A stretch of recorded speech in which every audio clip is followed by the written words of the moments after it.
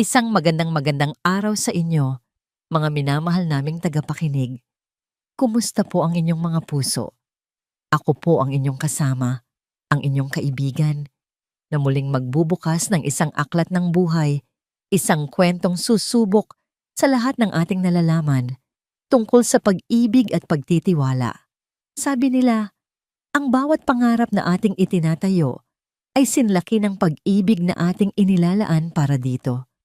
Pero paano kung ang mismong pundasyon ng pangarap na yon ay guguho dahil sa kasakiman? Paano kung ang tahanang binuo mo mula sa pag-ibig ay magiging isang hawlang ginto na sasakal sa iyong kaligayahan? Halina't sabay-sabay nating tuklasin ang kwento ni Hiraya. Ang sinag ng buwan ay parang pilak na bumabalot sa bagong pinturang gate nang huminto ang kanilang sasakyan. Mula sa loob, tanaw ni Hiraya ang kabuuan ng kanyang obra maestra. Bawat linya, bawat kurba, bawat bintanang salamin na sumasalamin sa kalangitan, hindi lamang ito isang bahay. Ito ang katuparan ng lahat ng kanyang mga panalangin. Ito ang tahanan ng Hiraya. Bumukas ang pinto sa kanyang tabi. Nakangiting inalalayan siya ni Angelo palabas. Ang kanyang asawa, ang lalaking pinangakuan niya ng habang buhay. "Handa ka na ba, Mrs. Reyes?" tanong nito. May kumikinang sa kanyang mga mata na mas maliwanag pa sa mga bituin. Hindi siya sumagot gamit ang salita. Isang tango at isang ngangiting puno ng pag-ibig ang kanyang isinukli. At sa isang iglap, naramdaman niya ang mga braso ni Angelo sa ilalim ng kanyang mga tuhod at likod. Binuhat siya nito na parang isang prinsesa. Napahawak siya sa batok nito. Ang tawa niya ay parang musika sa tahimik na gabi ng bayan ng amihan. "Angelo, ibaba mo ako. Nakakahiya." Pabiro niyang sabi, kahit na ang totoo'y nag-uumapaw ang kanyang puso sa kilig.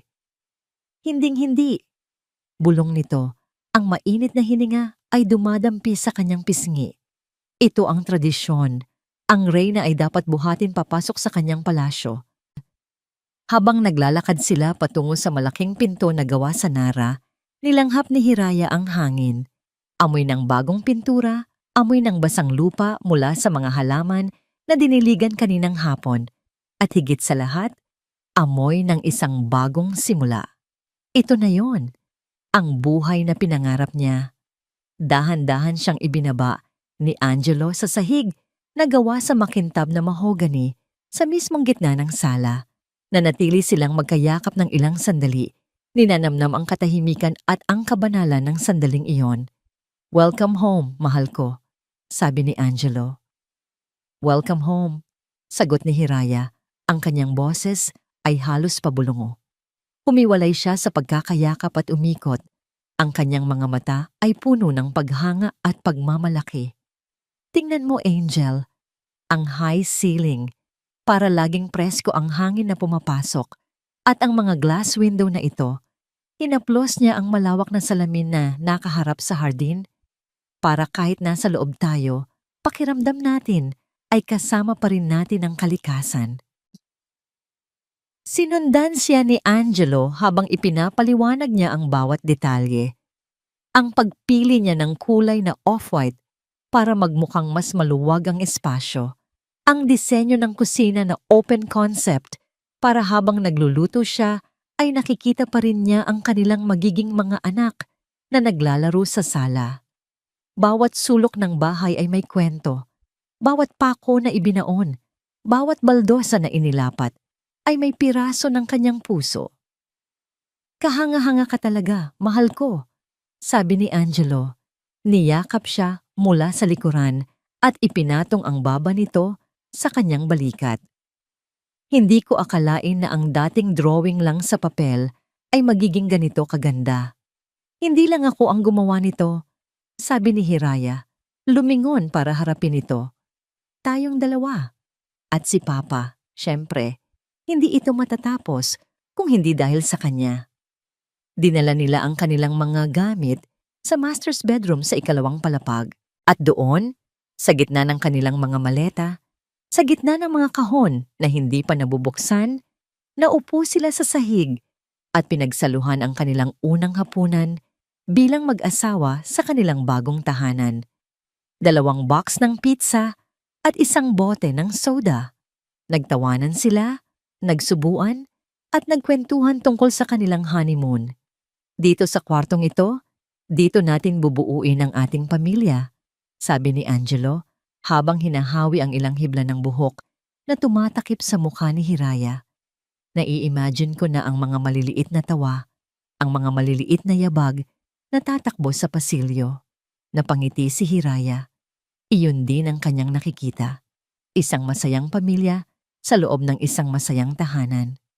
Sana maging kasing saya natin sila, sabi niya. Higit pa mahal, higit pa, sagot ni Angelo at hinalikan siya nito ng buong pagmamahal. Sa gitna ng kanilang matamis na sandali, biglang tumunog ang telepono ni Angelo. Nakita ni Hiraya ang pangalan sa screen. Mama calling. Agad itong sinagot ni Angelo. Hello, Ma? Opo, kararating lang po namin. Opo, ayos naman po ang biyahe. Tumayo si Hiraya at nagsimulang mag-ayos ng ilang damit. Binibigyan ng privacy ang kanyang asawa. Ngunit hindi niya maiwasang marinig ang boses ni Corazon mula sa kabilang linya, kahit hindi ito naka-loudspeaker. Isang boses na matamis, puno ng pag-aalala. Kumain na ba kayo, mga anak? Magpahinga kayong mabuti, naririnig niyang sabi nito. Opo, Ma. Kakain lang po. Kayo po? Sagot ni Angelo. May ilang sandali pa silang nag-usap, mga ordinaryong tanong at sagot. Pero bago matapos ang tawag, narinig ni Hiraya ang huling sinabi ng kanyang biyenan. Isang pangungusap na sa unang dinig ay normal, pero sa puso ni Hiraya, nag-iwan ito ng isang maliit, hindi maipaliwanag na kaba. Mabuti naman kung ganon, sabi ni Corazon sa malambing na boses. Sige na, magpahinga na kayo mga anak. Bukas, may mga bisita tayong importante na darating para makita ang pamana ng pamilya. Ibinaba ni Angelo ang telepono at ngumiti sa kanya. Ngunit si Hiraya ay natigilan. Pamana? Anong pamana? Ang bahay na ito ay bago. Itinayo ito mula sa wala. Mula sa pinaghirapan ng kanyang mga magulang. Bakit ito tatawaging pamana ng pamilya Reyes? Sinubukan niyang alisin ang isiping iyon. Marahil ay pagod lang siya sa biyahe. Marahil ay iyon lang ang termino ng kanyang biyanan para sa isang bagong pag-aari. Ngumiti siya pabalik kay Angelo, ngunit sa kaibuturan ng kanyang puso, isang maliit na binhi ng pag-aalala ang biglang naitanim. Ang umaga ay dumating na may dalang pangako. Gumising si Hiraya sa yakap ni Angelo. Ang sikat ng araw ay marahang tumatagos sa puting kurtina, gumuguhit ng mga gintong linya sa kanilang sahig. Sa unang pagkakataon sa loob ng maraming taon, naramdaman niya ang isang uri ng kapayapaan na hindi niya akalaing posible. Wala na ang stress ng paghahanda sa kasal. Wala na ang pagod sa pag-aasikaso sa pagpapatayo ng bahay. Ito na lang, siya, si Angelo, at ang kanilang tahanan. Inalis niya sa isip ang sinabi ni Corazon kagabi. Pamana. Baka naman paraan lang yon ng biyenan niya para iparamdam na welcome siya sa pamilya. Na ang bahay na ito ay parte na rin ng legasya ng mga Reyes. Oo, iyon nga siguro. Masyado lang siyang nag-iisip. Matapos ang isang mabilis na almusal, sabay nilang pinlano ang kanilang araw. Magsisimula silang magbukas ng mga kahon, mag-aayos ng mga gamit. Simple, ngunit para kay Hiraya. Ito ang pinakaperpektong paraan para simulan ang kanilang buhay mag-asawa. Ngunit hindi pa man nila naisusubo ang huling piraso ng kanilang tinapay. Isang malakas na busina mula sa labas ang bumasag sa kanilang katahimikan. Isang puting van ang pumarada sa tapat ng kanilang gate. Sino kaya yan? Tanong ni Hiraya. Sumilip sa bintana. Nakita niya ang kanyang biyenan, si Corazon, na bumaba mula sa passenger seat. Suot ang isang mamahaling bestida at malalaking salamin sa mata. Kasunod nito ang kanyang asawang si Nestor. At mula sa likod ng van, sunod-sunod na bumaba ang 3 lalaki at isang babae na nakapormal na kasuotan, may dalang mga clipboard at measuring tape. "Nandito na sila, Mama," sabi ni Angelo. Tila ba inaasahan na niya ang kanilang pagdating. Sumama ang kutob ni Hiraya, pero pinilit niyang ngumiti. Sinalubong nila ang mga ito sa may pinto. "Magandang umaga, Mapa," bati ni Angelo. "Magandang umaga, mga anak," sagot ni Corazon. Ang ngiti ay hindi umabot sa kanyang mga mata. Hinalikan niya si Angelo sa pisngi at pagkatapos ay bumaling kay Hiraya. "Hiraya, iha, ito nga pala ang mga kaibigan namin. Gusto lang daw nilang makita ang bago ninyong bahay." Tumango si Hiraya, kahit na nagtataka siya kung bakit kailangan nilang magdala ng measuring tape para lang makita ang bahay. Iginaya niya sila papasok at agad na kumalat ang mga bisita sa kanyang sala. Nagsimula silang magsukat. Ang isa ay sinukat ang haba ng pader. Ang isa naman ay tinitingnan ng kisame. "Ma'am, pasensya na po," sabi ng babae kay Hiraya. "Pwede po bang malaman kung anong klase ng tiles ang ginamit dito?" Nagimbal si Hiraya. Bakit po?" Hindi na siya sinagot nito. Sa halip, si Corazon ang lumapit sa kanya. Inakbayan siya na parang isang mapagmahal na ina. Pero ang kanyang mga daliri ay mariing nakabaon sa balikat ni Hiraya. "Hayaan mo na sila, iha. Tinitingnan lang nila kung gaano katibay ang pagkakagawa ng papa mo." Bulong ni Corazon. Pero hindi na kaya ni Hiraya. Hinarap niya ang kanyang biyenan. "Ma, pasensya na po. Pero ano po ba talagang nangyayari? Sino po ba sila?" Biglang nagbago ang mukha ni Corazon. Nawala ang pekeng ngiti.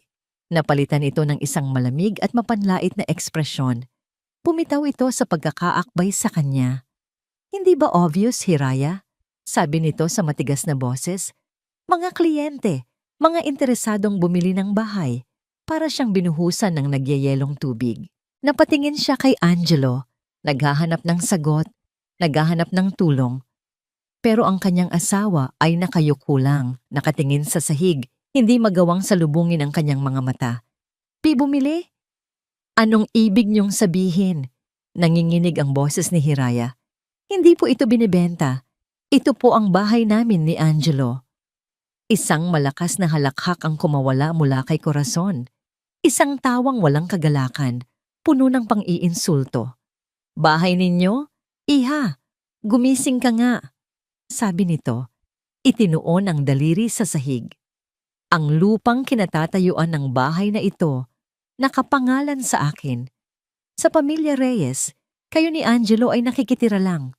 Pero yung 2 bilyon, halos pasigaw na, sabi ni Hiraya. "Yung pera ng mga magulang ko, iyon ang ipinampagawa natin dito." Ngumisi si Corazon, isang ngising nakakasuka. Lumapit ito sa kanya, ang mukha ay ilang pulgada na lang ang layo. "Yung 2 bilyon? Ulit nito na parang diring-diri. "Isipin mo na lang na upa, isang napakahabang upa para sa 10 taon. Nagkataon lang na binayaran mo ng buo sa unahan, kaya salamat sa upa, iha." Gumuho ang mundo ni Hiraya. Ang bawat salita ay parang punyal na sumasaksak sa kanyang puso. Upa, ang pangarap niya, ang pagod ng kanyang ama, ang ipon ng kanyang ina. Upa.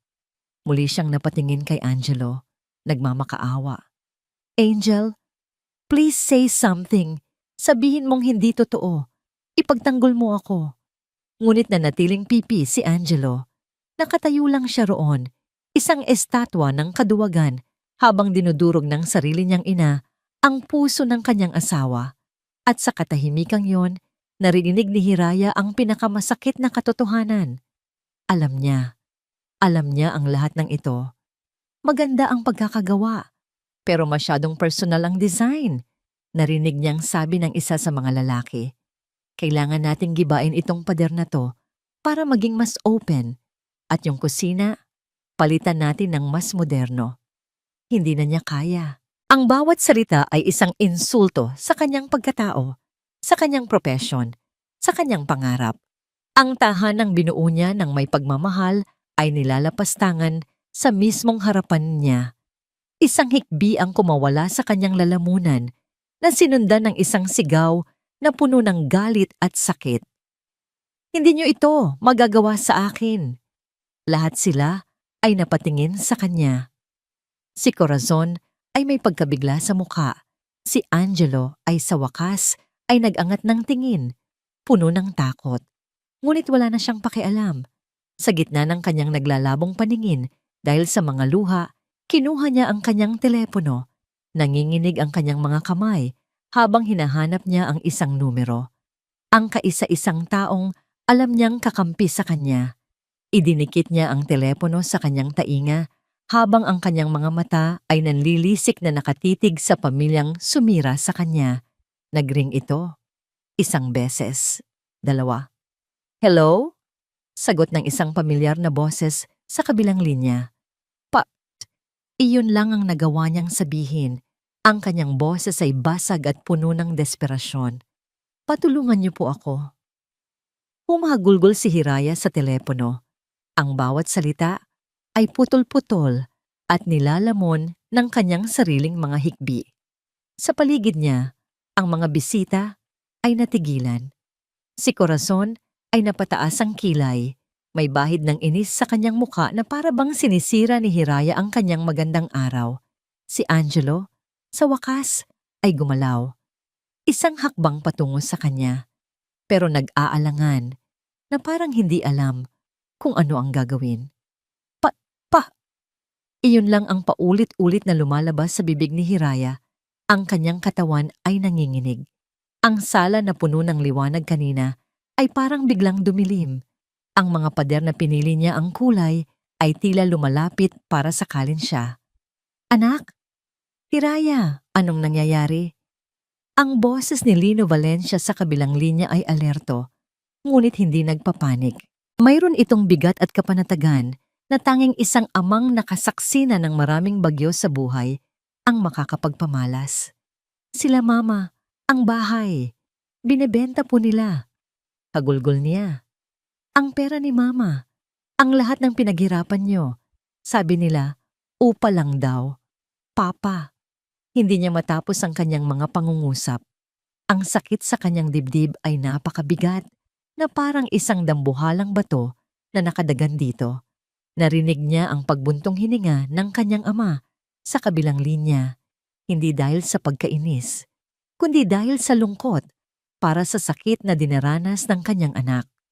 Ang katahimikang iyon ay mas makahulugan kaysa sa anumang salita. Nasaan ka ngayon? Mahinahong tanong ni Lino. Nandito, sa bahay. Sagot ni Hiraya. Ang kanyang boses ay nanginginig pa rin. Kasama sila. At yung mga bibili. Makinig kang mabuti sa akin, Hiraya. Sabi ni Lino. Ang kanyang boses ay biglang nagkaroon ng bigat at autoridad na siyang bumasag sa ulap ng pagkasindak na bumabalot kay Hiraya. Huminga ka ng malalim. Inhale. Exhale. Sinunod niya ito. Ang simpleng utos ay nagbigay sa kanya ng isang bagay na makakapitan. Nakikinig ka ba, anak? Oo po pa, sabi niya. Pinipigilan ang isa pang hagulgol. Sa kanyang paligid nakita niya ang nangisi sa labi ni Corazon na para bang tuwang-tuwa na nasasaksihan ang kanyang pagkasira. Si Angelo ay nakatingin pa rin sa sahig, isang buhay na monumento ng kahihiyan. At pagkatapos ay sinabi ng kanyang ama ang mga salitang magpapabago ng lahat. Ang mga salitang hinding-hindi niya malilimutan. Hayaan mo sila, anak. Kalmadong sabi ni Lino, na parang nagkokomento lang tungkol sa panahon. Hayaan mo silang magsukat. Hayaan mo silang magplano. Hayaan mo silang isipin na nanalo na sila. Ang magandang palabas ay ngayon palang magsisimula. Natigilan si Hiraya. Huminto ang kanyang pag-iyak. Napalitan ito ng lubos na pagkalito. Pipo, anong palabas? Basta't gawin mo lang ang sasabihin ko. Patuloy ni Lino. Huwag kang pipirma ng kahit anong papel. Huwag kang makikipagtalo. Umiyak ka lang dyan. Hayaan mong isipin nilang kawawa ka. Hayaan mong isipin nilang talo ka na. Magtiwala ka sa akin, Hiraya. Nagbago ang lahat sa paningin ni Hiraya. Tumingin siya kay Corazon. Hindi na takot ang nakita niya, kundi isang artista sa entablado. Tumingin siya kay Angelo. Hindi na sakit ang naramdaman niya, kundi awa sa isang duwag na tau-tauhan. Biglang, hindi na siya ang biktima sa kwentong ito. Isa na siyang manonood na nag-aabang sa susunod na eksena. Dahan-dahan siyang tumango kahit hindi siya nakikita ng kanyang ama. Opo pa, nakikinig po ako. Mabuti, uuwi ka dito mamaya. Mag-usap tayo. Pero sa ngayon, ibigay mo sa kanila ang palabas na gusto nila, sabi ni Lino. Pinunasan ni Hiraya ang kanyang mga luha. Ang panginginig ng kanyang mga kamay ay unti-unting nawala. Napalitan ito ng isang kakaibang kapanatagan, isang malamig na determinasyon. Salamat pa, bulong niya. Tandaan mo anak, sabi ni Lino. At sa huling pangungusap nito, naramdaman ni Hiraya ang buong bigat ng karanasan at talino ng kanyang ama. Bawat pako na ipinukpok ko sa bahay na yan ay may dahilan. Ibinaba niya ang tawag, itinaas niya ang kanyang ulo at hinarap ang mga taong nasa sala. Ang kanyang muka ay basa pa rin ng luha, ngunit ang kanyang mga mata, may iba na sa kanyang mga mata. Hindi na ito mga mata ng isang talunan. Naglakad siya palayo sa kanila, hindi nagsalita, at umupo sa unang baitang ng hagdanan na patungo sa ikalawang palapag. Ipinatong niya ang kanyang siko sa kanyang mga tuhod at isinubsob ang kanyang mukha sa kanyang mga palad. Ang kanyang mga balikat ay marahang umuuga na parang umiiyak pa rin siya sa katahimikan. Nakita niya ang nagtatakang tingin ni Corazon, ang alalang sulyap ni Angelo. Akala nila, sumuko na siya. Akala nila, tinatanggap na niya ang kanyang masaklap na kapalaran. Ngunit sa likod ng kanyang mga palad, hindi na luha ang dumadaloy. Isang maliit, halos hindi mahahalata. At mapanganib ng ngiti ang unti-unting sumisibol sa kanyang mga labi. Ang palabas ay ngayon palang magsisimula. Walang nagsalita. Habang si Hiraya ay nakaupo sa hagdanan, ang kanyang muka ay nakatago sa kanyang mga palad. Para sa kanila, siya ay isang babaeng wasak. Nilalamon ng kanyang sariling pagkatalo. Ang mga potensyal na mamimili na nakaramdam ng tensyon ay nagpaalam na. Nangangakong tatawag na lang. Si Corazon, na ngayong nakamit na ang gusto, ay buong pagmamalaking sinamahan sila palabas. Iniwan sina Hiraya at Angelo sa isang nakabibinging katahimikan. Nang makalipas ang ilang minuto, dahan-dahang tumayo si Hiraya.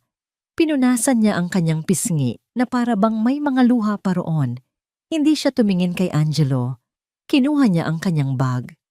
Saan ka pupunta? Tanong ni Angelo. Ang boses ay puno ng pagkakasala. Kukuha lang ako ng mga damit ko. Sagot ni Hiraya sa isang boses na walang emosyon, na mas nakakatakot kaysa sa anumang sigaw. Uuwi muna ako kina Papa. Iyon ang eksaktong gustong marinig ni Corazon, na kapapasok lang muli. Isang ngangiting tagumpay ang sumilay sa kanyang mga labi. Ang pag-alis ni Hiraya ay ang huling piraso ng kanyang plano. Walang sino man ang pumigil sa kanya.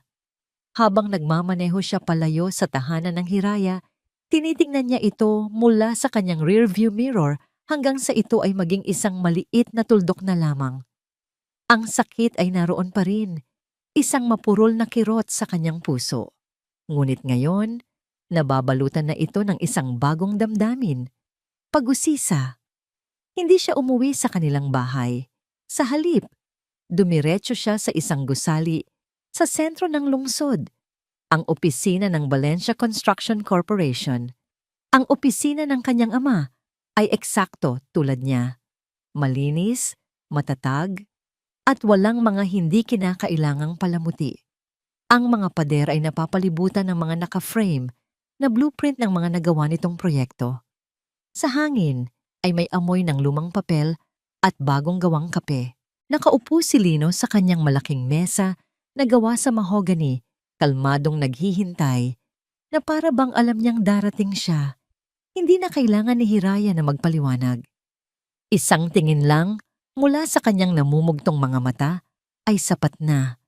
Itinuro ni Lino ang upuan sa harap niya. Alam mo anak, panimula ni Lino, habang inilalapag ang isang makapal na folder sa mesa sa pagitan nila. Mula pa lang noong una, noong sinabi ni Angelo na gusto nilang magpatayo sa lupa ng pamilya nila na hindi na maganda ang kutob ko. Binuksan niya ang folder. Sa loob ay may mga dokumentong legal, mga papeles na may selyo, at mga teknikal na ulat. Ang mga taong gahaman Hiraya, meron silang isang kapintasan. Palagi nilang minamaliit ang talino ng iba.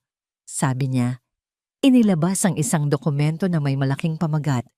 Patent Certificate, Number Val Zoritzi. Ano po ito pa? Iyan anak, ang ating alas. Sabi ni Lino, isang maliit na ngiti ang sumilay sa kanyang labi. Iyan ang patent para sa isang invention ko na tinawag kong Valcrete 8. Isang espesyal na timpla ng konkreto na may polymer additives. Mas matibay ng 3 beses kaysa sa ordinaryong semento. Fireproof at halos imposibleng gibain nang hindi gumagamit ng mga espesyal na kagamitan. Napatingin si Hiraya mula sa papel patungo sa kanyang ama. Ang kanyang isip ay nagsisimulang ikonekta ang mga piraso. Ang pundasyon, ang mga haligi, at ang mga pangunahing beam ng tahanan ng Hiraya. Lahat iyon ay gawa sa Valcrete 8, pagpapatuloy ni Lino. At ayon sa batas ng intellectual property at construction safety, dahil ito ay isang patented at non-commercial material, anumang pagbebenta, pag-transfer ng pagmamay-ari, or major renovation ng isang istrukturang gumamit nito ay nangangailangan ng isang Structural Safety Certificate mula sa may-ari ng patent. Itinuro niya ang kanyang sarili. At iyon ay ako, ang Valencia Corp. Biglang naunawaan ni Hiraya ang lahat.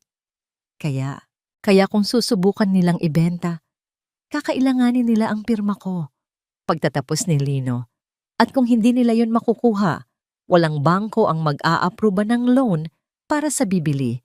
Walang matinong inhinyero ang magsasabing ligtas ang bahay. Walang ahente ng insurance ang magbibigay ng cover. Sa madaling salita, ang tahanan ng Hiraya ay isa lamang magandang estatwa. Maari nilang tingnan, pero hindi nila magagalaw. Isang flashback ang mabilis na pumasok sa isip ni Hiraya. Ang mga araw na binubuhos ang pundasyon, palaging nandoon si Lino, personal na sinusubaybayan ang paghahalo ng semento. Akala niya noon ay dahil lang sa pagiging metikuloso nito bilang isang ama. Ngayon, naaalala niya ang isang partikular na hapon. Nakangiti siyang ipinapakita sa kanyang ama ang mga pagbabago sa blueprint. Si Lino ay tumango at pagkatapos ay lumingon sa mga trabahador na nagbubuhos ng kulay abong likido. Isang panandaliang paniguradong nangiti ang gumuhit sa mukha nito. Isang nangiting ngayon lang niya naintindihan. Napahawak si Hiraya sa kanyang bibig, ang kanyang mga mata ay nanlalaki sa pagkamangha.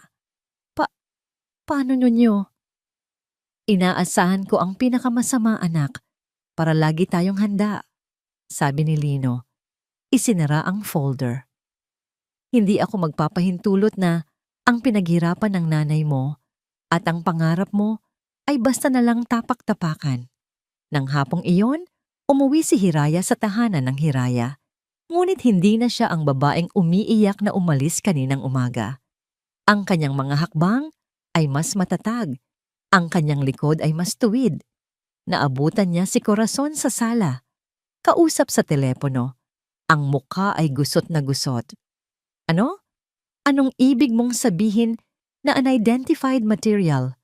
Konkreto yan. Paano naging hindi pamilyar ang konkreto? Sigaw nito sa kausap.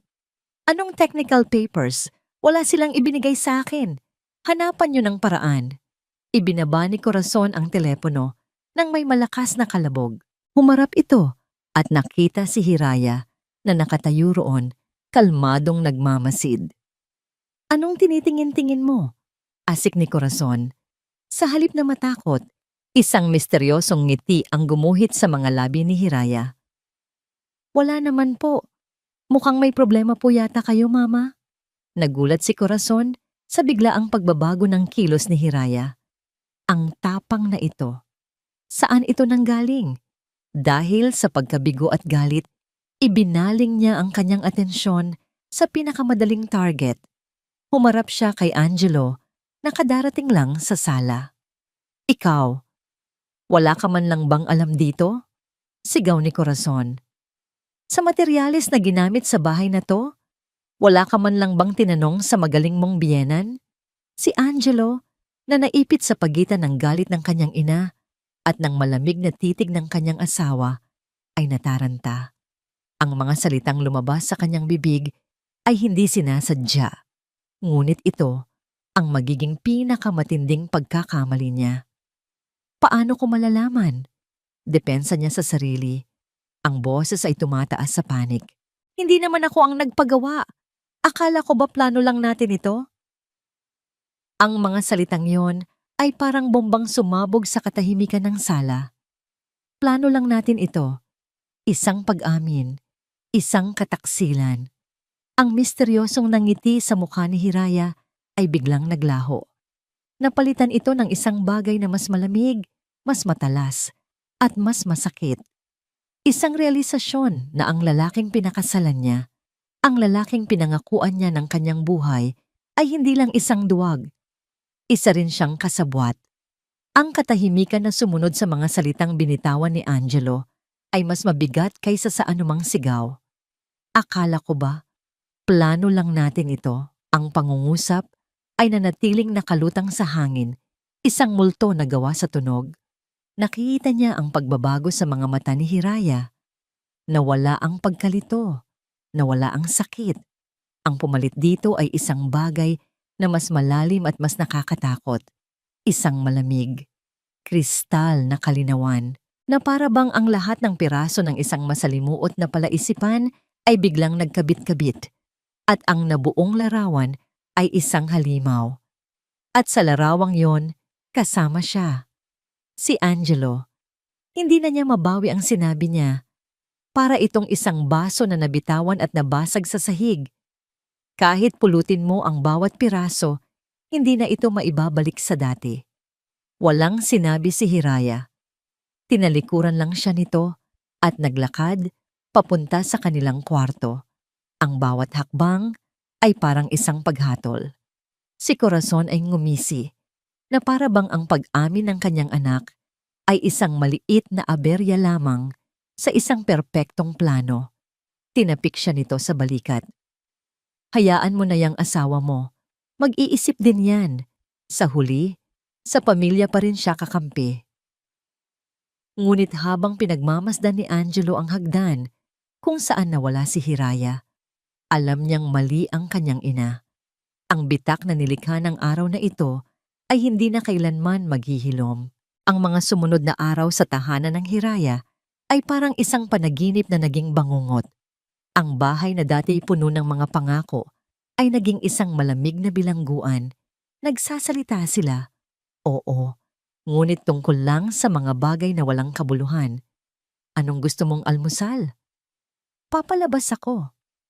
Nakalak na ba ang pinto?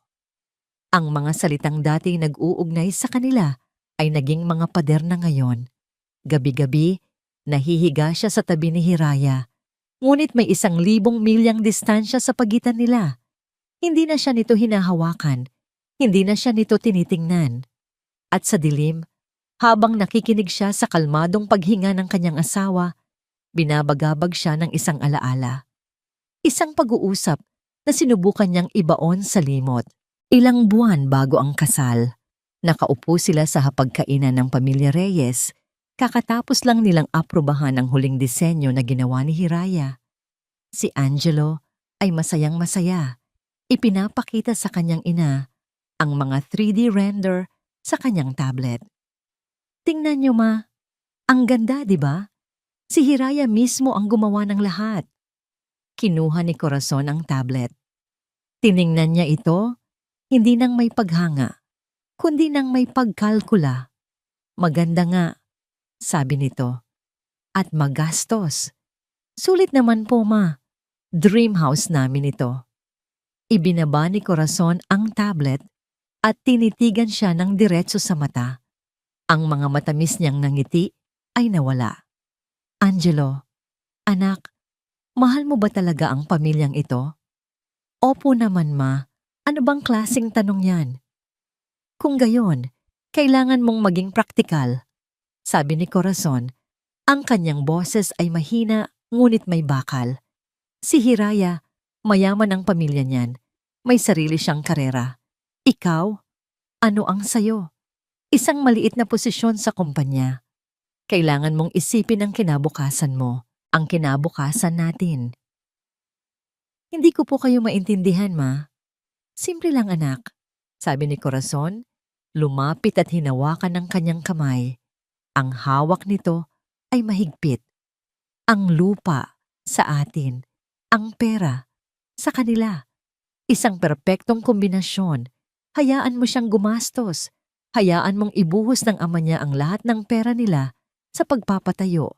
Sa huli, atin pa rin ang lahat. Isang investment para sa'yo. Naramdaman ni Angelo ang panlalamig ng kanyang sikmura.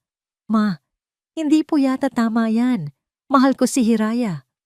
At mahal din kita, anak. Giit ni Corazon. Kaya ko ito ginagawa para sa'yo. Para hindi ka maging alila-alila ng asawa mo sa sarili ninyong pamamahay.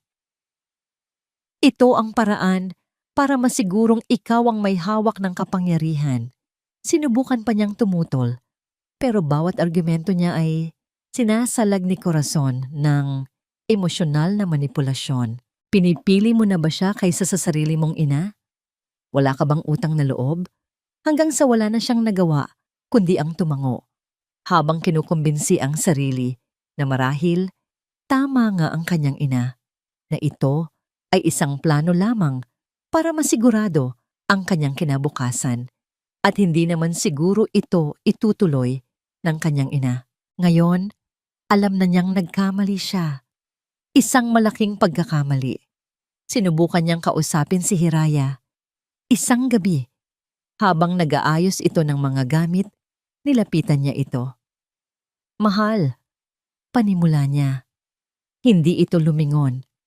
Ano? Malamig na tanong nito. Hindi mo naiintindihan si Mama. Gusto lang niya ng kasiguraduhan para sa akin.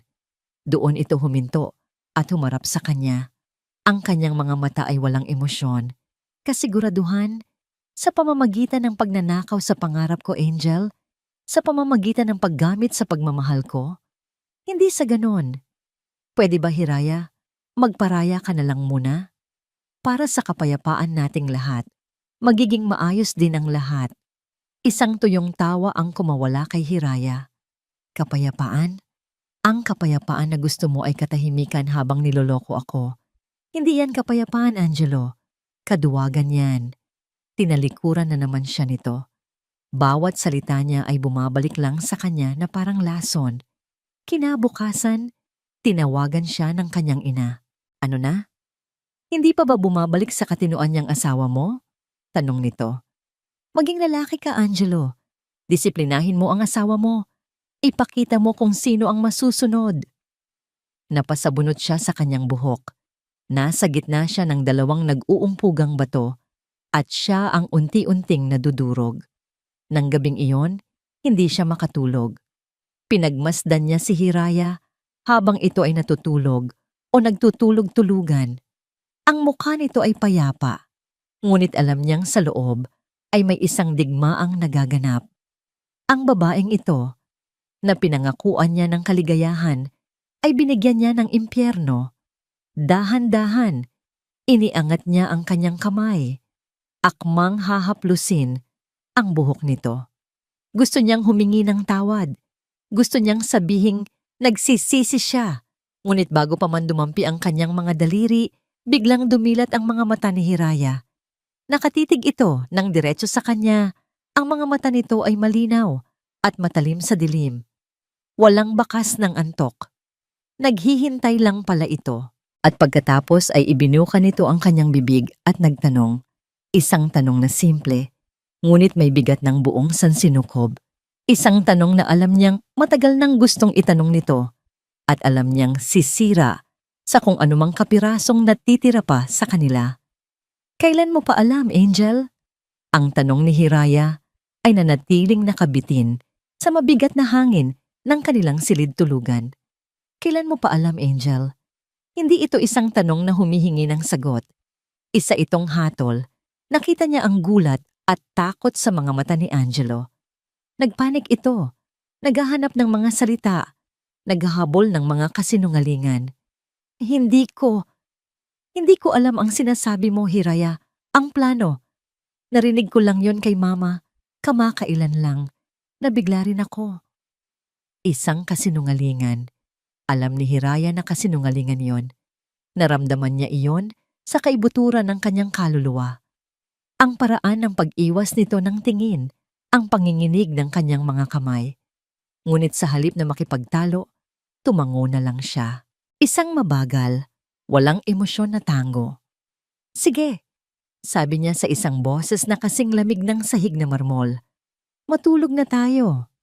Mula ng gabing iyon, isang hindi nakikitang pader ang ganap na bumalot sa puso ni Hiraya. Nagpatuloy ang kanilang buhay sa isang huwad na normalidad. Ngumingiti siya kapag kailangan. Tumatango kapag kinakausap. Ngunit ang kanyang mga mata ay blangko. Ang Hirayang minahal ni Angelo. Ang Hirayang masayahin, puno ng pangarap, at mapagtiwala ay wala na.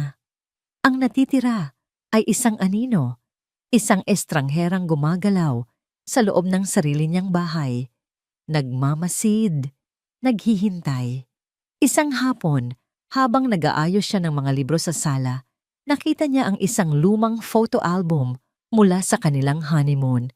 Binuklat niya ito. Mga larawan ng 2 taong masaya, nakangiti sa ilalim ng araw sa Palawan. 2 taong hindi niya nakilala. Naaalala mo ba to? Tanong niya kay Angelo na nagbabasa ng dyaryo sa sofa. Nag-angat ito ng tingin at ngumiti nang makita ang litrato. Isang ngiting desperadong naghahangad ng normalidad. Oo naman. Yung kinain natin yung sea urchin, tapos hindi mo pala gusto. May kuha ako niyan sa phone mo, di ba? Yung nakasimangot ako, pwedeng makita? Tanong ni Hiraya. Ang kanyang tono ay kaswal, ngunit ang kanyang puso ay biglang nagsimulang tumibok ng mas mabilis. Walang pag-aalinlangan, iniabot ni Angelo ang kanyang telepono. Oo naman, hanapin mo lang sa gallery. Kinuha ni Hiraya ang telepono. Ito ang unang pagkakataon na nahawakan niya ito mula nang magsimula ang lahat. Dumiretso siya sa gallery at nagkunwaring hinahanap ang litrato. Nag-scroll siya, tumingin sa mga larawan nila. Bawat isa ay parang isang maliit na saksak sa kanyang dibdib. Pagkatapos, na parang nagkamali lang ng pindot, isinara niya ang gallery at napunta sa home screen.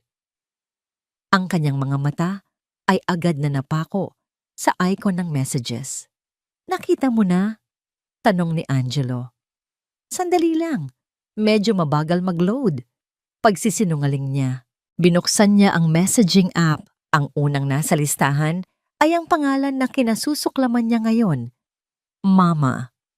Napansin niyang kakaunti na lang ang laman ng kanilang pag-uusap. Maraming binura, isang pulang bandila. Alam niya ang gagawin. Karamihan sa mga telepono ngayon ay may feature na ganoon. Nagpunta siya sa settings ng app at hinanap ang isang salita, trash or recently deleted. At naroon nga, ang kanyang daliri ay nanginginig habang pinipindot ito. Isang listahan ng mga binurang mensahe ang lumitaw. Karamihan ay mga ordinaryong kumusta o kumain ka na ba? Pero habang nag-i-scroll siya pababa, pabalik sa mga petsa bago ang kanilang kasal, may isang mensahe na halos magpahinto sa kanyang paghinga. From Mama Date, 2 months before the wedding. Ang laman nito ay 2 simpleng pangungusap. 2 pangungusap na bumasag sa bawat natitirang piraso ng kanyang puso at nagpatunay sa kanyang pinakamasamang mga hinala. Nauto mo na ba siya? Pumayag na ba ang tatay niya na magpatayo sa lupa natin? Nauto mo na ba siya? Have you fooled her yet? Ang salitang nauto ay umalingaw-ngaw sa kanyang isipan na parang isang putok ng baril. Hindi lang ito isang plano. Isa itong panloloko. Isang sadya at kinakalkulang panloloko. At si Angelo, ang kanyang asawa, ang kanyang angel, ay ang pangunahing tauhan. Naramdaman niyang nanlamig ang kanyang buong katawan. Ang telepono sa kanyang kamay ay parang isang blok ng yelo. Sa isang iglap, nawala ang lahat. Ang matatamis na alaala, ang mga pangarap, ang pag-ibig, lahat ay naging isang malaking kasinungalingan. Gamit ang nanginginig na mga kamay, mabilis niyang pinindot ang screenshot. Agad niyang ipinadala ang larawan sa kanyang sariling numero at mabilis na binura ang ebidensya ng pagpapadala. Binalik niya ang lahat sa dati, isinara ang app at inilapag ang telepono sa tabi niya. Sakto namang pumasok si Angelo sa sala mula sa kusina. May dalang 2 baso ng juice. Nakangiti ito. Ang parehong ngiti na ibinigay nito sa kanya sa kanilang kasal. Ang parehong ngiti na ngayon ay parang isang maskara ng demonyo. Gutom ka na ba, mahal? Malambing na tanong nito. Itinaas ni Hiraya ang kanyang tingin mula sa sahig. Tinitigan niya ang lalaki sa kanyang harapan. Ang lalaking pinangarap niyang makasama habang buhay. Pero hindi na niya ito kilala. Ang bawat linya sa mukha nito, ang bawat kurba ng kanyang mga labi, ang bawat kislap sa kanyang mga mata, lahat ay pag-aari ng isang estranghero. Isang manloloko. Hindi siya sumagot. Dahan-dahan siyang tumayo, naglakad palayo rito, at umakyat sa kanilang silid. Narinig niya ang pagtawag ni Angelo sa kanyang pangalan, ngunit hindi siya lumingon. Binuksan niya ang kanilang aparador. Kumuha siya ng isang duffel bag at nagsimulang maglagay ng ilang damit. Sapat lang. Anong ginagawa mo? Narinig niya ang boses ni Angelo sa kanyang likuran, puno ng pagkalito. Hiraya, saan ka pupunta? Isinara niya ang zipper ng bag. Dahan-dahan siyang humarap dito. Ang kanyang mukha ay isang blankong canvas, walang mababakas na anumang emosyon. Ang mga luha ay natuyo na. Ang galit ay naging yelo. Tinitigan niya ito ng diretso sa mga mata. At sa huling pagkakataon, nagsalita siya dito. Hindi bilang asawa nito, kundi bilang isang taong ganap na niyang isinusuka. Uwi ako sa totoong tahanan. Ang pag-alis ni Hiraya sa tahanan ng Hiraya ay hindi isang pagtakas. Isa itong strategic retreat. Bawat kilometrong inilalayo niya sa bahay na yon ay isang hakbang palapit sa katarungan. Ang mga luhang pumatak sa kanyang mga mata ay natuyo na. Ang natira ay ang asin na humapdi at nagpaalala sa kanya kung bakit kailangan niyang lumaban. Kinabukasan, sa halip na magmukmok sa kanyang silid, si Hiraya ay nasa tabi ng kanyang ama, sa loob ng isang malamig at tahimik na conference room sa opisina ng Valencia Corp. Sa kanilang harapan ay nakaupo si Attorney Robles, isang matagal ng kaibigan at legal counsel ng pamilya. Ang kanyang mukha ay seryoso habang tinitingnan ang mga dokumentong inilatag ni Lino sa mesa. Ito ang patent para sa Valkyrie 8, sabi ni Lino.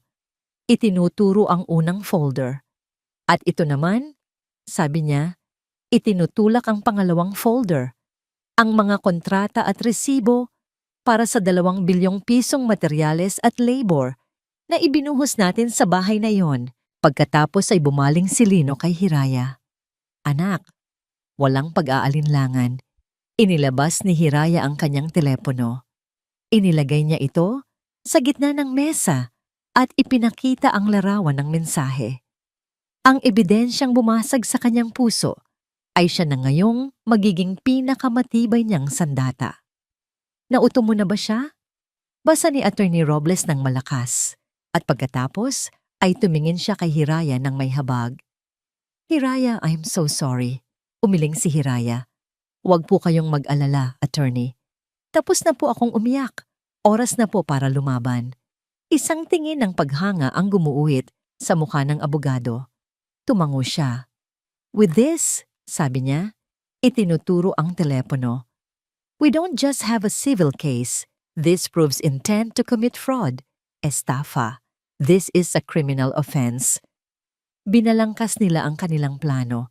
Ang unang hakbang ay simple, ngunit makapangyarihan. Isang formal na cease and desist letter. Isang babala, isang putok ng baril sa hangin bago magsimula ang tunay na digmaan.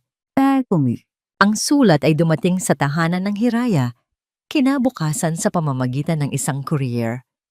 Si Corazon ang tumanggap nito, iniisip na ito ay isa lamang ordinaryong kuryo. Ngunit nang makita niya ang letterhead ng law firm ni Attorney Robles, kumunot ang kanyang noo. Punitin niya ito nang walang pag-iingat. Habang binabasa niya ang mga nilalaman, unti-unting nagbago ang kanyang mukha. Ang pagiging kampante ay napalitan ng pagkalito, pagkatapos ay ng inis, at sa huli, ng isang madilim na galit. Walang hiya! Sigaw niya, ibinalibag ang papel sa mesa. Sino ang akala niya na matatakot niya ako sa mga abogado niya? Si Nestor, na nagbabasa ng dyaryo, ay kinuha ang sulat. Habang binabasa niya ito, unti-unti siyang namutla. Corazon, sinasabi dito na itigil daw natin ang pagbebenta ng bahay, na may nilalabag daw tayong patent, at pinagbibintangan nila tayo ng panloloko. Mga kasinungalingan, sagot ni Corazon. Tayo ang may-ari ng lupa. Tayo ang mas may karapatan dito. Ngunit sa ilalim ng kanyang galit, may isang bagay na nagsimulang tumubo. Takot. Ito ang unang pagkakataon na may lumaban sa kanya ng harapan. Si Angelo na nakarinig ng sigawan ay bumaba. Nang malaman niya ang tungkol sa sulat, isang alon ng panik ang bumalot sa kanya. Ito na nga ang sinasabi niya.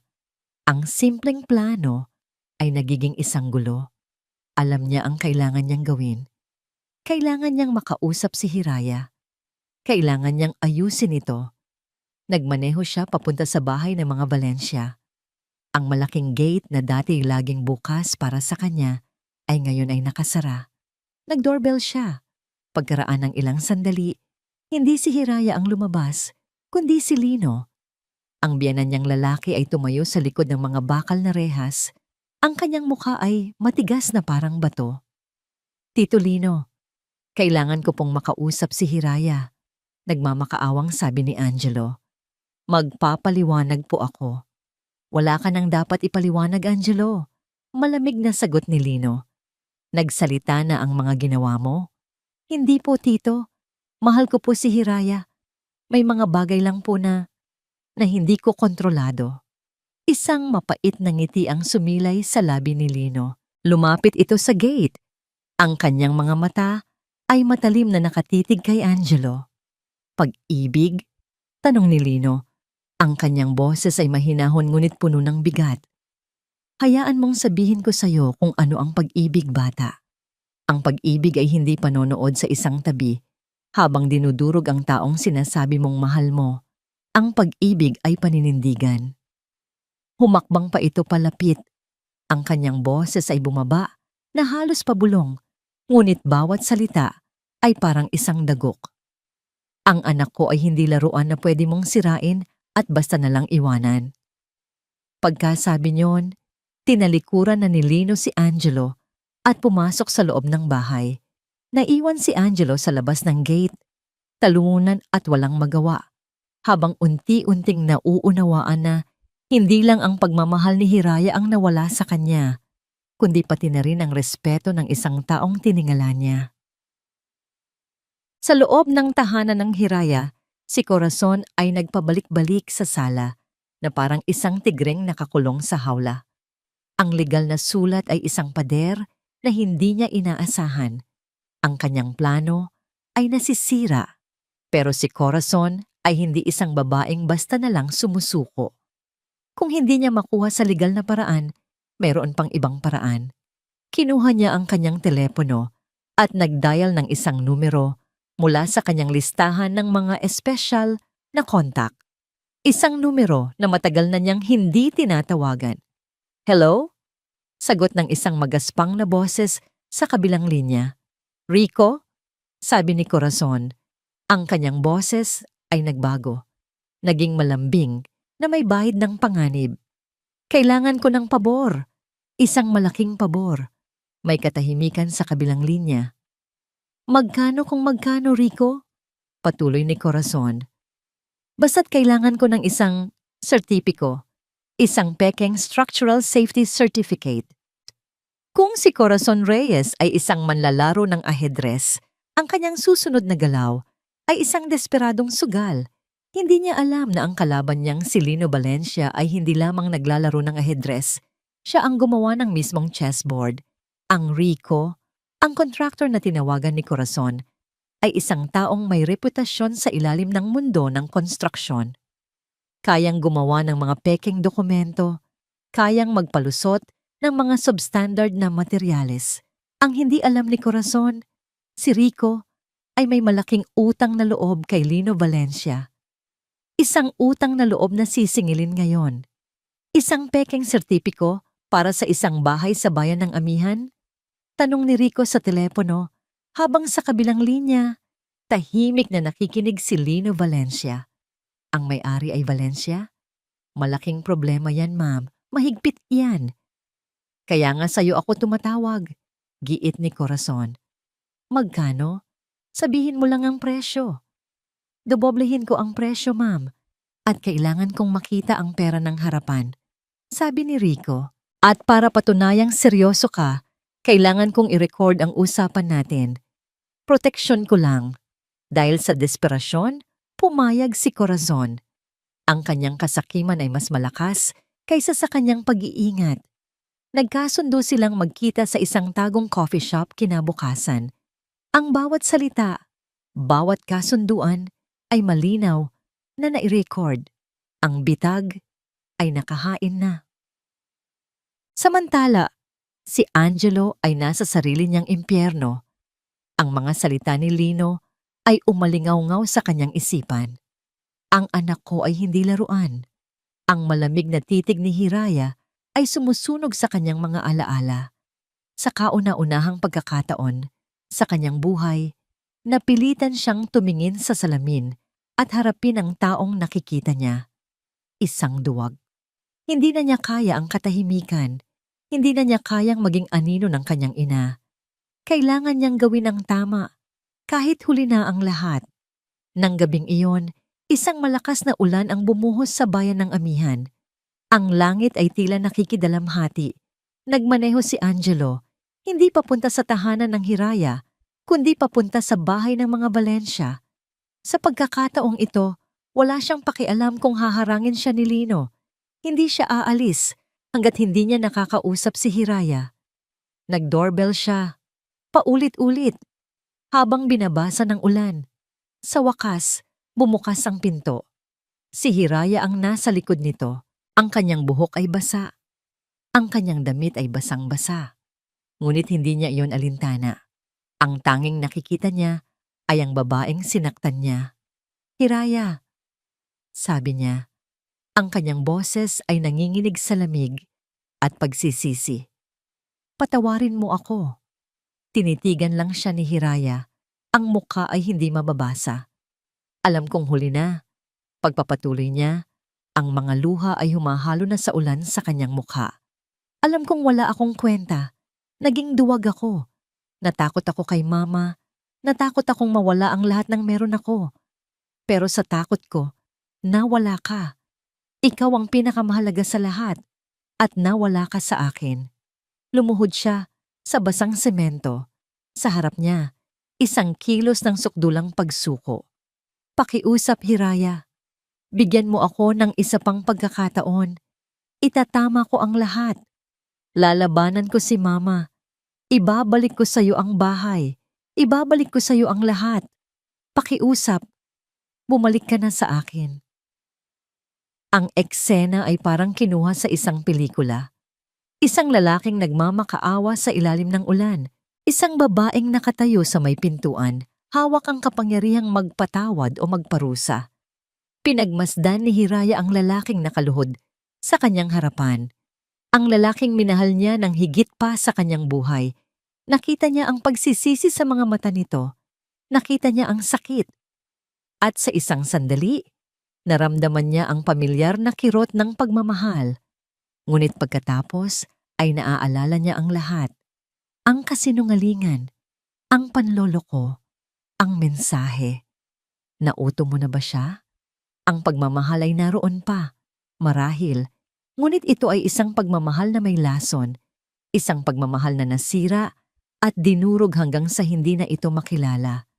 Dahan-dahan siyang umiling. "Tumayo ka dyan, Angelo," sabi niya. Ang kanyang boses ay mahinahon ngunit pinal. "Nabasa ka na. Hindi ako aalis dito hanggat hindi mo ako pinapatawad. Hindi mo naiintindihan," sabi ni Hiraya. Isang butil ng luha ang pumatak mula sa kanyang mata. Kaiba sa ulan dahil ito ay mainit. Maaaring balang araw, mapapatawad kita. Pero ang tiwala Angelo, ay parang isang salamin. Kapag nabasag, kahit anong gawin mong pagdikit, makikita mo pa rin ang mga lamat. Isang malamig na hangin ang umihip sa pagitan nila. Ang pagmamahal na pinatay mo ay hindi na kailanman mabubuhay pa. Sabi niya, ang kanyang boses ay halos pabulong. Pagkasabi niyon, nagsimula siyang isara ang pinto. "Hiraya, hindi. Pakiusap," sigaw ni Angelo. Ngunit huli na ang lahat. Ang pinto ay sumarado ng may marahang kalabog na siyang nagsilbing tuldok sa kanilang kwento. Naiwan si Angelo na nakaluhod sa labas, basang-basa sa ulan, sumisigaw sa isang pintong hindi na muling magbubukas para sa kanya. Sa loob, nakasandal si Hiraya sa pinto. Ang kanyang likod ay dumudulas pababa hanggang sa makaupo siya sa sahig. Tahimik siyang umiyak. Hindi para kay Angelo, hindi para sa kanilang nawalang pag-ibig, kundi para sa sarili niya. Para sa huling pagkakataon, iniyakan niya ang Hirayang minsan ay naniwala sa isang kasinungalingan. Sa gitna ng kanyang pagluha, biglang nagiring ang kanyang telepono. Si Attorney Robles, pinunasan niya ang kanyang mga luha at sinagot ito. "Hello? May hawak na tayong alas, Hiraya," sabi ng abogado sa kabilang linya. Ang boses ay puno ng tagumpay. "Nasa atin na ang lahat ng kailangan natin. Oras na para tapusin ang laban." Ang conference room sa opisina ni Attorney Robles ay malamig at walang kaluluwa. Ang tanging palamuti ay ang mga makakapal na libro ng batas na nakahanay sa mga estante, mga tahimik na saksi sa maraming laban na nangyari sa loob ng mga pader na yon. Sa gitna ng silid ay isang mahabang mesa na gawa sa dark wood na nagsisilbing entablado para sa huling akto ng kanilang dula. Sa isang panig ay nakaupo si Hiraya. Sa kanyang tabi ay ang kanyang ama, si Lino at si Attorney Robles. Si Hiraya ay nakasuot ng isang simpleng itim na blazer. Walang bahid ng luha sa kanyang mga mata. Ang naroon lang ay isang matigas at hindi matinag na determinasyon. Si Lino ay kalmado.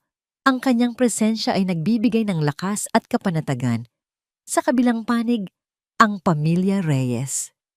Si Corazon ay nakaupo ng tuwid. Ang kanyang mukha ay isang maskara ng pagkukunwaring kumpiyansa.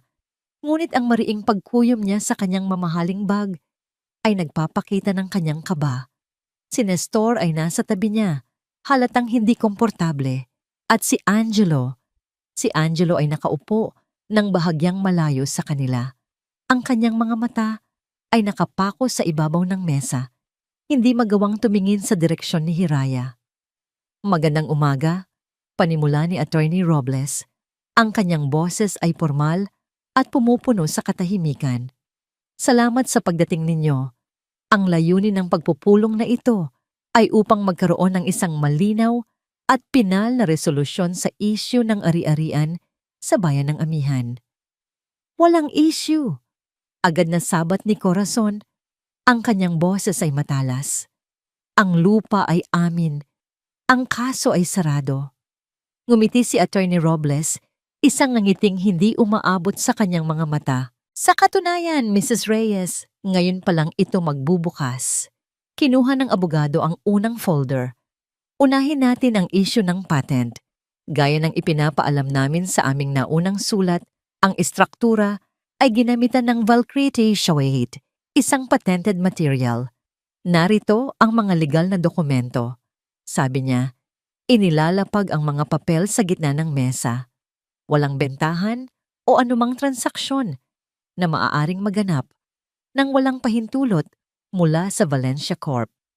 Nakita ni Hiraya ang pagngiwi ni Corazon. Maari kaming kumuha ng sarili naming inhinyero para suriin yan. Sige lang po, kalmadong sagot ni Lino. Nagsalita sa unang pagkakataon. Pero habang ginagawa niyo yan, baka gusto niyong pakinggan ang susunod na ebidensya. Kinuha ni Attorney Robles ang isang maliit na digital voice recorder.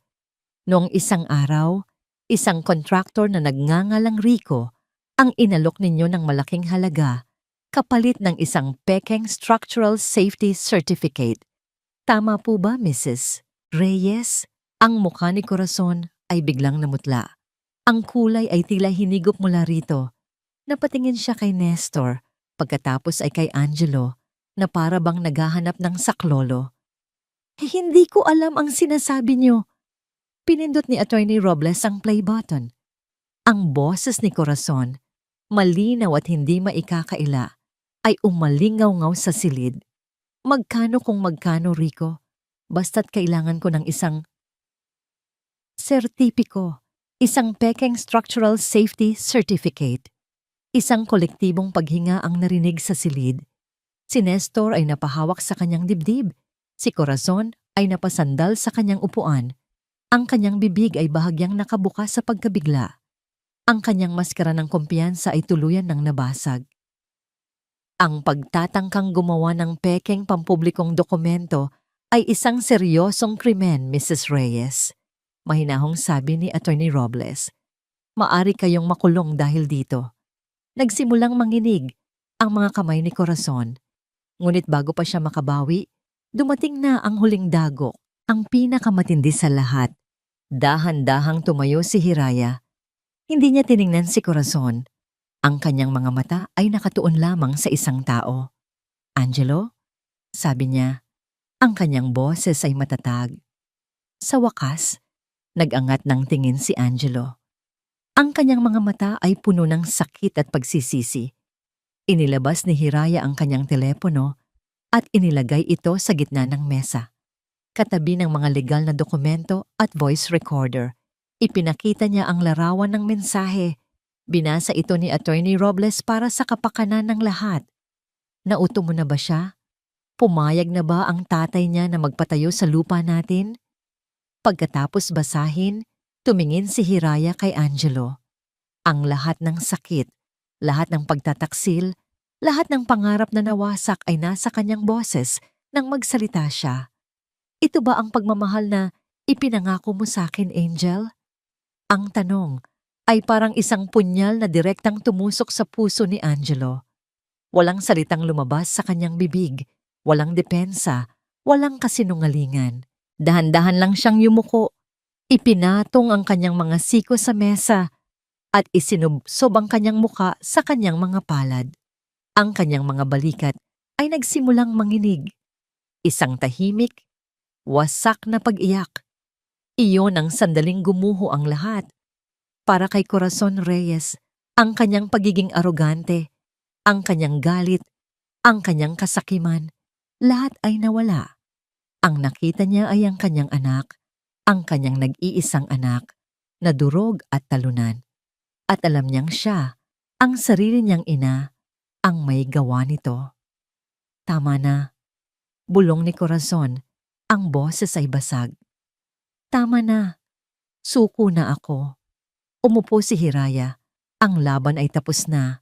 Nanalo siya. Ngunit wala siyang naramdamang kagalakan. Ang naroon lang ay isang malungkot na paglaya. Muling nagsalita si Attorney Robles, ang kanyang boses ay nagbabalik sa lahat sa kasalukuyan. Dahil sa mga ebidensyang ito, sabi niya, meron kayong dalawang pagpipilian. Inilatag niya ang dalawang dokumento sa harap ng pamilya Reyes. Ang una ay isang kasunduan kung saan isasalin ninyo ang deed of usufruct o ang karapatang gamitin ng lupa kay Hiraya Valencia habang buhay. Bilang kapalit, hindi namin itutuloy ang mga kasong kriminal para sa attempted fraud at falsification of documents. Hindi na kayo muling lalapit o makikipag-ugnayan kay Hiraya sa anumang paraan. At ang pangalawa, nanginginig na tanong ni Nestor. Ang pangalawa, sabi ni Attorney Robles, ay magkita-kita na lang tayo sa korte. Walang pag-aalinlangan, walang pagpipilian. Kinuha ni Corazon ang ballpen. Ang kanyang mga kamay, na minsan ay puno ng kapangyarihan at pagmamanipula, ay nanginginig na ngayon habang nilalagdaan ang kanyang pagkatalo. Ang ballpen sa nanginginig na kamay ni Corazon ay parang mas mabigat kaysa sa isang blok ng bakal. Bawat letra ng kanyang pangalan na isinulat niya sa dokumento ay tila isinulat gamit ang kanyang sariling dugo, ang dugo ng kanyang kayabangan, ng kanyang plano, ng kanyang kapangyarihan. Nang matapos siya, hindi niya basta lang inilapag ang ballpen. Ibinagsak niya ito sa mesa na may kasamang tunog. Ang huling hibla ng kanyang pagsuway, tumingin siya kay Hiraya. Isang titig na puno ng galit, ngunit walang kapangyarihan. Ito ay ang titig ng isang reyna na natanggalan ng korona, na pilitang yumukod sa harap ng taong minsan niyang tinapakan. Sunod na pumirma si Nestor, walang salita, walang drama. Ang kanyang mga kamay ay mabilis, na para bang gusto na lang niyang matapos ang lahat. Sa isang iglap, siya ay naging isang matandang lalaki na biglang kinulubot ng 10 taon. At sa huli, si Angelo. Dahan-dahan niyang kinuha ang ballpen. Bago niya ito itipas sa papel, nag-angat siya ng tingin kay Hiraya. Ang kanyang mga mata ay puno ng isang huling, desperadong tanong. Isang tahimik na pagsusumamo na sana ay mayroon pang natitira, kahit isang pirasong pag-asa. Ngunit ang nakita niya sa mga mata ni Hiraya ay hindi galit, hindi awa, kundi isang kalmadong kawalan, isang pagtanggap na tapos na ang lahat. Yumuko si Angelo at nilagdaan ang papel. Ang bawat kurba ng kanyang pirma ay isang paalam. Paalam sa kanilang mga pangarap. Paalam sa kanilang pagsasama. Nang matapos ang lahat, at habang inaayos ni Attorney Robles ang mga dokumento, tumayo si Angelo. Lumapit siya kay Hiraya. Hiraya, sabi niya, ang kanyang boses ay halos pabulong. Pakiusap, mag-usap tayo, kahit 5 minuto lang. Tumingin si Hiraya sa kanya, at sa unang pagkakataon, mula nang magsimula ang gulo, nakita niya hindi ang manloloko, kundi ang lalaking minsan niyang minahal. Ang lalaking nawala sa kaduwagan. Dahan-dahan siyang umiling. Hindi na niya kailangan ng mga paliwanag. Hindi na niya kailangan ng mga pangako. Ang kailangan niya ay kapayapaan. Mula sa kanyang bag, inilabas niya ang isang long brown envelope. Iniabot niya ito kay Angelo.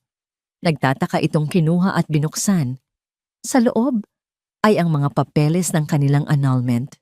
Nakapirma na siya. Tumingin si Angelo mula sa mga papel patungo kay Hiraya. Ang kanyang mukha ay isang larawan ng ganap na pagkasira. Hiraya, hindi. Para sa kapayapaan nating dalawa. Mahinang sabi ni Hiraya, hindi ito isang parusa. Isa itong regalo. Ang regalo ng kalayaan mula sa isang nakalalasong nakaraan. Tumayo na rin si Hiraya. Nilapitan siya ng kanyang ama at marahang ipinatong ang kamay nito sa kanyang balikat. Naglakad sila palabas ng conference room, hindi na lumingon pa. Iniwan nila sa loob ang wasak na pamilya, Reyes, si Corazon na nakatitig sa kawalan, si Nestor na nakayuko sa kahiyan, at si Angelo na hawak-hawak ang mga papel ng kanilang paghihiwalay na parang isang sertipiko ng kamatayan. Isang buwan ang lumipas. Ang araw ay maliwanag sa bayan ng amihan. Ang hangin ay sariwa. Si Hiraya ay nakatayo sa tapat ng gate ng bahay na minsan niyang tinawag na tahanan ng Hiraya. Ang bahay ay tahimik at walang buhay. Isang magandang monumento ng isang sirang pangarap. Ngunit habang tinitingnan niya ito, wala na siyang naramdamang sakit. Wala nang galit. Ang naroon na lang ay isang pakiramdam ng gaan. Kinuha niya mula sa kanyang sasakyan ang isang malaking sign na gawa sa kahoy. Ang mga letra ay malinaw at matapang na nakasulat, "For sale." Naglakad siya papunta sa damuhan sa harap ng bahay. Gamit ang isang maliit na martilyo, maingat niyang ibinaon ang karatula sa lupa. Bawat pukpok ng martilyo ay isang deklarasyon. Hindi na siya bilanggo ng lugar na ito. Hindi na siya bilanggo ng nakaraan. Nang matapos siya, humakbang siya paatras at tiningnan ang kanyang ginawa. Ang bahay, ang karatula. Ito na ang tunay na pirma ng kanyang kalayaan. Lumipas ang mga buwan. Ang tag-ulan ay napalitan ng malamig na simoy ng Disyembre at ang bayan ng amihan ay naghahanda na para sa Kapaskuhan. Ngunit para kay Hiraya, ang tunay na bagong simula ay dumating sa isang ordinaryong Martes ng umaga. Sa loob ng isang bangko, sa harap ng isang abogadong kumakatawan sa bagong may-ari, tinanggap ni Hiraya ang isang manager's check. Ang halaga na nakasulat dito ay sapat na para bumili ng isa pang bahay. Ngunit habang tinititigan niya ang mga numero, hindi pera ang kanyang nakita. Nakita niya ang kanyang kalayaan. Isang maliit, totoong nangiti ang sumilay sa kanyang mga labi. Isang ngiting hindi niya naibigay sa loob ng napakatagal na panahon. Hindi ito ngiti ng tagumpay o ng paghihiganti. Ito ay nangiti ng isang taong sa wakas ay nakahinga ng maluwag matapos ang isang mabigat na pasanin. Ang tahanan ng Hiraya, ang monumento ng kanyang nasirang pangarap, ay isa na lamang alaala. Ang pinto sa kabanatang iyon ng kanyang buhay ay formal nang isinara. Sa halip na maghanap ng bagong bahay, ginawa ni Hiraya ang isang bagay na para lamang sa kanya. Sa isang maliit na commercial space sa sentro ng bayan, isang lugar na may malalaking bintanang salamin na hinahayaang pumasok ang sikat ng araw, itinayo niya ang sarili niyang mundo. Ang karatula sa labas ay simple ngunit puno ng kahulugan. Hiraya Designs. Sa loob, amoy bagong pintura at sariwang kape. Walang bakas ng nakaraan. Ang mga pader ay puti at malinis. Ang kanyang drafting table ay nakapwesto sa gitna, naliligo sa liwanag ng araw. Sa isang sulok ay may 2 komportableng upuan para sa mga kliyente. Ito ay maliit kumpara sa dating mansyon, ngunit bawat sulok nito ay sumisigaw ng kanyang pangalan. Ito ay kanya. Isang hapon, habang inaayos niya ang kanyang mga T-square at technical pens, naramdaman niyang bumalik ang isang pamilyar na kagalakan. Ang pakiramdam ng paglikha. Ang excitement sa pagguhit ng mga linya na magiging isang tahanan. Habang nagtatrabaho, hindi niya namalayang humuhuni na pala siya. Isang bagay na hindi niya ginawa sa loob ng halos 1 taon. Isang kampana ang tumunog, hudyat na may pumasok. Isang mag-asawang nasa mid-40s ang nakangiting bumati sa kanya. "Good afternoon. Are you Architect Valencia?" Tanong ng babae. "Yes, I am. Please come in." Sagot ni Hiraya, ang kanyang boses ay professional at mainit. "Nakita namin ang dati mong proyekto, yung bahay sa may bungad ng bayan," sabi ng lalaki. "Nabenta na raw pero grabe, ang ganda ng disenyo. Mayroon kang isang napaka-espesyal na mata para sa espasyo at liwanag. Iyon ang gusto namin. Hindi lang isang bahay, isang tahanan na may kaluluwa." Para siyang niyakap ng mga salitang yon. Ang proyektong nagdulot sa kanya ng pinakamalaking sakit ay siya pa ring nagbukas ng bagong pinto para sa kanya. Ngumiti siya. I would be honored to help you build your home. Matapos ang isang mabungang pag-uusap, umalis ang mag-asawa na may pangakong babalik. Dala ang titulo ng kanilang lupa. Naiwan si Hiraya na nakatayo sa gitna ng kanyang maliit na opisina. Ang kanyang puso ay puno ng pasasalamat. Maya-maya, pumasok ang kanyang ama, si Lino. May dalang 2 tasa ng kape mula sa paborito nilang coffee shop. Inilibot ni Lino ang kanyang paningin sa paligid. Isang ngiti ng pagmamalaki ang mababakas sa kanyang mukha. Alam mo anak, sabi niya, iniabot ang 1 tasa kay Hiraya. Ang lugar na ito, mas kamukha mo. Naintindihan ni Hiraya ang ibig sabihin nito. Hindi enggrande, hindi magarbo, ngunit totoo. Puno ng liwanag, puno ng potensyal. Salamat pa sa lahat, sabi niya. Ang kanyang mga mata ay bahagyang nangingilid. Wala yon, sagot ni Lino. Tungkulin kong protektahan ang pinakamahalaga kong proyekto. At tinuro siya nito. Nagtawanan sila. Isang tawang magaan at malaya. Gabi na nang magpasya siyang umuwi. Habang isinasara niya ang kanyang opisina, may napansin siyang isang puting sobre na isinuksok sa ilalim ng pinto. Walang pangalan. Walang address. Kinabahan siya ng bahagya, ngunit kinuha niya ito. Dahan-dahan niyang pinunit ang sobre. Sa loob, may isang piraso ng nakatuping papel. Binuksan niya ito. Walang sulat. Walang paliwanag. Isang salita lang ang nakasulat sa gitna. Sa isang pamilyar na sulat kamay. Patawad. Hindi na niya kailangang hulaan kung kanino ito galing. Huminga siya ng malalim. Ang hangin ng gabi ay malamig sa kanyang pisngi. Tinitigan niya ang salita. Patawad. Hindi siya nagalit. Hindi siya naiyak. Dahan-dahan niyang itinupi ang papel at ibinalik sa sobre. Itinago niya ito sa kanyang bag, sa isang bulsang hindi niya madalas buksan. Ang sobre ay nanatili sa bulsa ng kanyang bag sa loob ng 1 linggo. Hindi niya ito tiningnan muli. Hindi na kailangan. Ang salitang patawad ay hindi isang tanong na nangangailangan ng sagot. Isa itong tuldok. Isang pag-amin mula sa nakaraan na tinanggap niya, hindi para sa kapakanan ni Angelo, kundi para sa sarili niyang kapayapaan. Isang Sabado ng umaga, nagmaneho si Hiraya palabas ng bayan. Iniwan niya ang pamilyar na mga kalye at tinahak ang 100 ng paliko-liko na umaakyat sa isang burol na nakaharap sa dagat. Ang hangin dito ay mas maalat. Ang tunog ng mga alon ay isang banayad na ugong sa di kalayuan. Ipinark niya ang kanyang sasakyan sa gilid ng daan at naglakad patungo sa isang bakanteng lote. Walang nakatayo rito, kundi ilang puno ng niyeyog at matataas na damo na sumasayaw sa ihip ng hangin. Dito, sa tuktok ng burol, tanaw niya ang buong karagatan.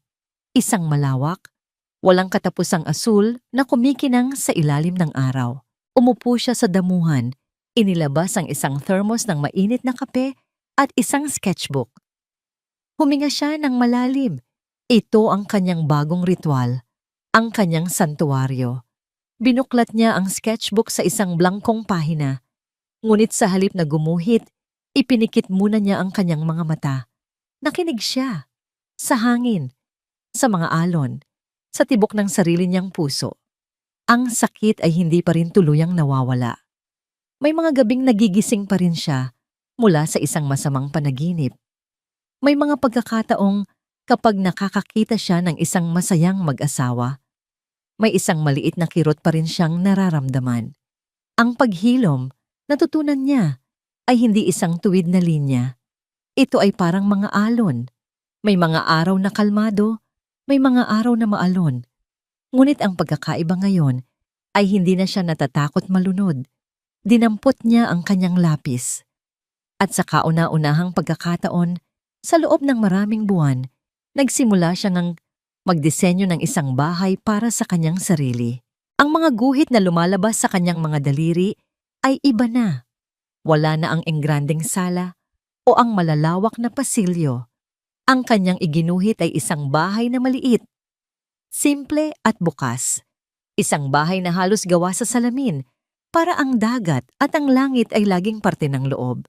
Isang silid-tulugan lang, isang maliit na studio kung saan maaari siyang magtrabaho habang pinapanood ang paglubog ng araw. Isang malawak na balkonahe kung saan maaari siyang magkape tuwing umaga. Hindi ito isang bahay na itinayo para sa isang pamilya. Hindi ito isang bahay na itinayo para sa hinaharap. Ito ay isang bahay na itinayo para sa kasalukuyan, para sa kanya. Habang iginuguhit niya ang huling linya ng bubong, isang ngiti ang muling sumilay sa kanyang mga labi. Naalala niya ang kahulugan ng kanyang pangalan. Hiraya Manawari, naway matupad ang iyong mga pangarap. Sa buong buhay niya, akala niya ang pangarap na yon ay isang perpektong pamilya sa loob ng isang perpektong bahay. Iyon pala, nagkamali siya. Ang tunay na pangarap, ang tunay na hiraya, ay hindi isang lugar o isang tao. Ito ay isang pakiramdam. Ang pakiramdam ng pagiging buo, mag-isa. Ang pakiramdam ng pagiging sapat. Inilapag niya ang kanyang lapis at tiningnan ang kanyang disenyo. Pagkatapos ay itinaas niya ang kanyang tingin sa malawak na karagatan sa kanyang harapan. Ang araw ay mataas at mainit, at ang hangin ay may dalang pangako ng isang bagong simula. Hindi na siya si Hiraya Valencia na asawa ni Angelo O. Reyes. Hindi na siya ang biktima ng kasakiman ng pamilya Reyes. Siya si Hiraya. Isang arkitekto, isang anak, isang babaeng nasaktan, ngunit natutong bumangon. Isang babaeng nawasak, ngunit natutong buuin muli ang kanyang sarili. Mas matibay at mas maganda kaysa dati. Isinara niya ang kanyang sketchbook. Tumayo siya at pinagpagan ang kanyang sarili. Huminga siya ng malalim, nilanghap ang alat ng dagat at ang init ng araw. Ito ang aking tahanan, bulong niya sa hangin. Hindi tumutukoy sa lupang kinatatayuan niya o sa bahay na kanyang iginuhit. Ako ang aking tahanan, at sa unang pagkakataon, naniwala siya rito. At sa paglubog ng araw sa karagatan, sa harap ng isang bagong simula, dito po nagtatapos ang makulay na paglalakbay ni Hiraya. Mga minamahal kong tagapakinig, mula po sa kaibuturan ng aking puso, maraming salamat. Salamat sa pagsama ninyo sa bawat kabanata, sa bawat pagpatak ng luha, sa bawat pagbangon, at sa bawat munting tagumpay ni Hiraya. Habang isinusulat ko ang kanyang kwento, hindi ko maiwasang maramdaman ang kanyang sakit, ang kanyang pagkalito, at sa huli, ang kanyang matamis na paglaya. Naging buhay si Hiraya sa aking isipan at umaasa akong naging buhay din siya sa inyong mga puso. Ang kanyang paglalakbay ay isang paalala para sa ating lahat na ang tunay na tahanan ay hindi isang istruktura na gawa sa bato at semento, kundi ang kapayapaan at pagpapahalaga na matatagpuan natin sa loob ng ating mga sarili. Ito rin ay isang kwento tungkol sa pagpapatawad, hindi para sa iba, kundi para sa sarili nating paghilom at pagpapatuloy sa buhay. Ngayon, nais ko namang marinig ang inyong boses. Ano ang pinakapaborito ninyong bahagi ng kwento? Anong aral ang tumatak sa inyong puso at isipan? Ang inyong mga salita ay napakahalaga at nagbibigay inspirasyon sa akin na magpatuloy sa paglikha ng mga kwentong tulad nito. Hinihintay ko po ang inyong mga komento sa ibaba. Hanggang sa muli nating pagkikita sa panibagong aklat ng buhay.